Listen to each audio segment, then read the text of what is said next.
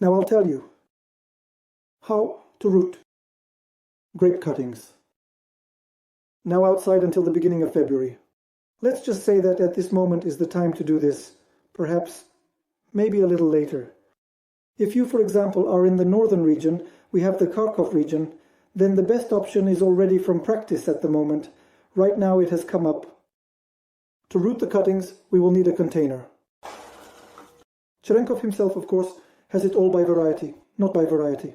How convenient will it be for you to connect the container with water? So, after you took the cuttings out of storage, they were either kept in a basement, buried somewhere in the snow, or on the bottom shelf of the refrigerator. You took them out, made cuts on the edges. Here the cuts were carefully made and laid. Let's say for 2 to 3 days in water, but after they have been sitting for a day, let's say for a full day, you throw in a few crystals of manganese into this water and let it sit for a day, or even 2. The solution should be a very light pink. Why are we doing this? We do this to kill everything. Let's say fungal and bacterial diseases, to make sure the cutting isn't dry so that the sap movement begins. Our next steps. After the cuttings have soaked, in this case, the cuttings from the bucket are already fully soaked. We see that they have been clearly observed and lowered. The cuttings were carefully cut to 2 buds, precisely. We see that from the bottom edge. Long, and the top one is also long. They have been in a vitroxin solution for about 6 hours.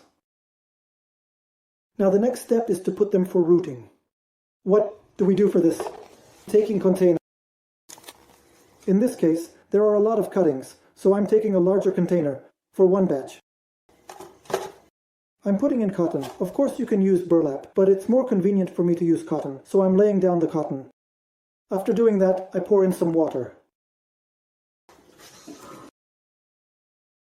I lay down the cotton, I'm pouring water onto the cotton, let's say. I'm wetting it so that the water has slightly come out. I wet it all again, so that the cotton wool is wet. And here I'm going to place the cuttings. In about 5 days, the cotton. I'm going to change this one. Throw it away, wash the container, and put the cuttings in with a new bottom layer. But I'll also add a few tablets of activated charcoal. Next, we take out the cutting.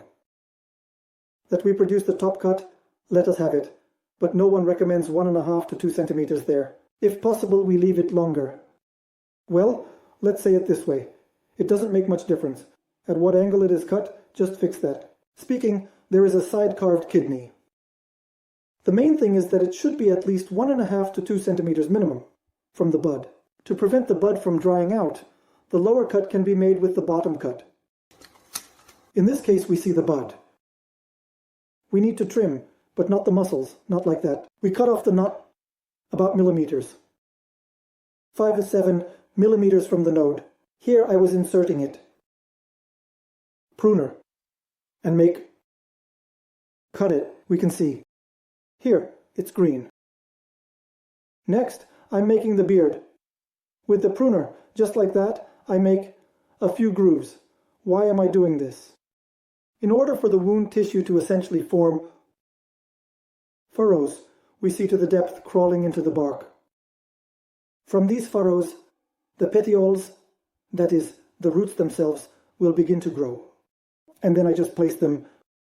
We can see the cutting itself is sitting on cotton, but it's not in water. The rooting of grapes in cuttings occurs precisely at the cut of the air environment. And in water. Well, many will say you can just put it in water and root it. I don't argue. I tried it that way too. I didn't like that method. With this method, about 80–90% of the cuttings develop good roots and take well when planted in the ground. They show good growth.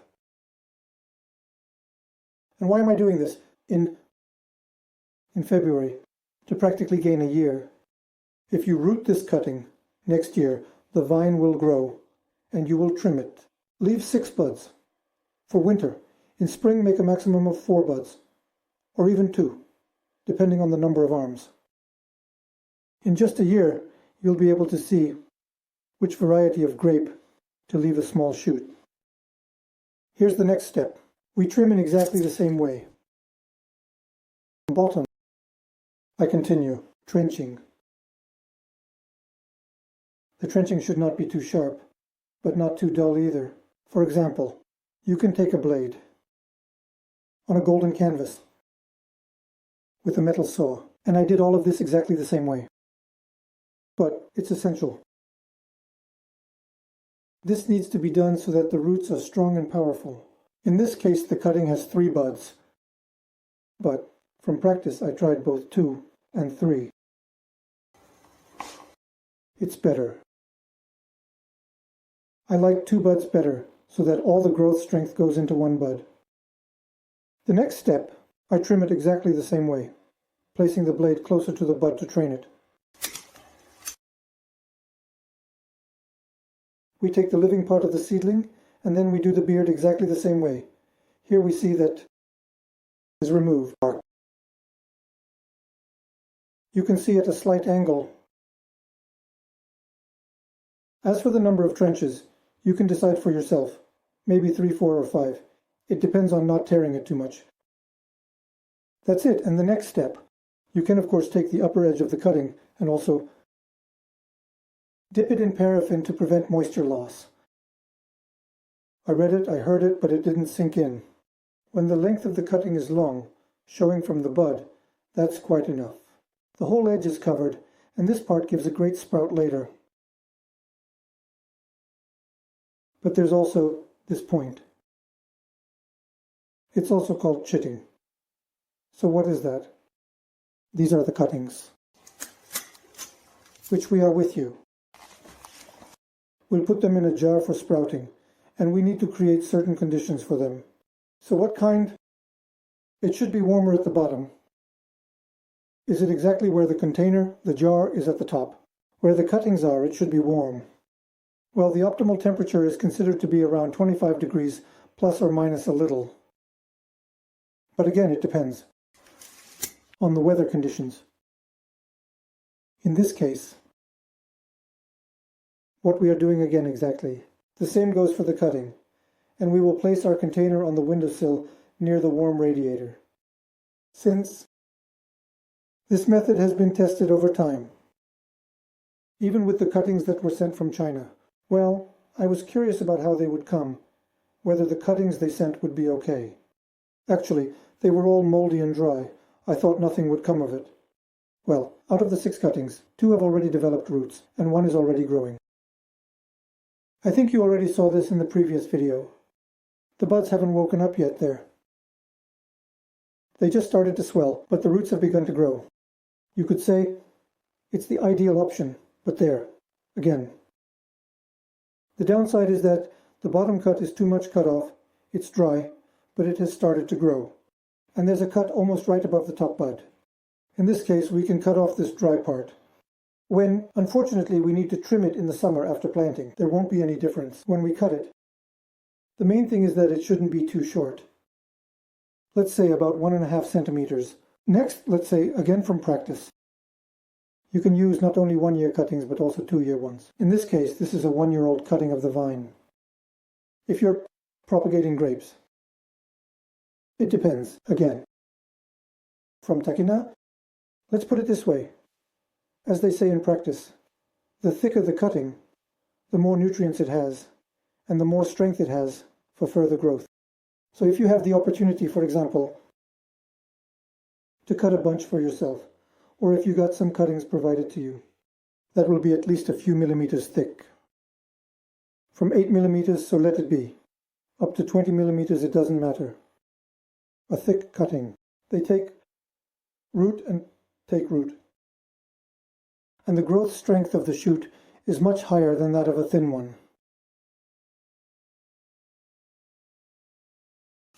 Go to the plot and dig up where they are. A covered winter. There are young ones, so we'll see that the cuttings that were from thin vines, but not the cuttings. Already the seedlings were from thin vines. They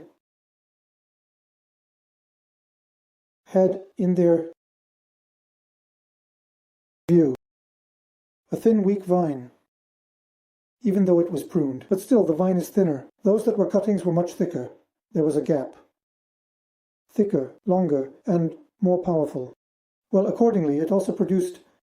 It's better for wintering. I wouldn't be surprised if some of the cuttings that were from the thin ones, I didn't put them in the basement. I left them to winter in the ground.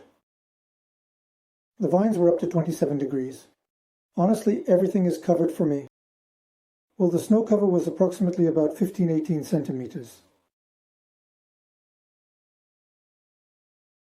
Well, this is what our rooting station turned out to be.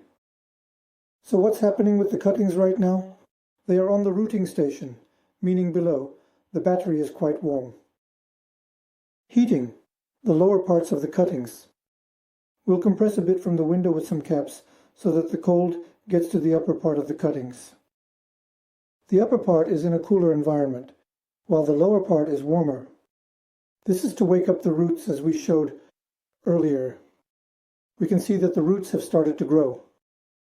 But it hasn't woken up yet. In order for the roots to start growing earlier, only then does the bud wake up.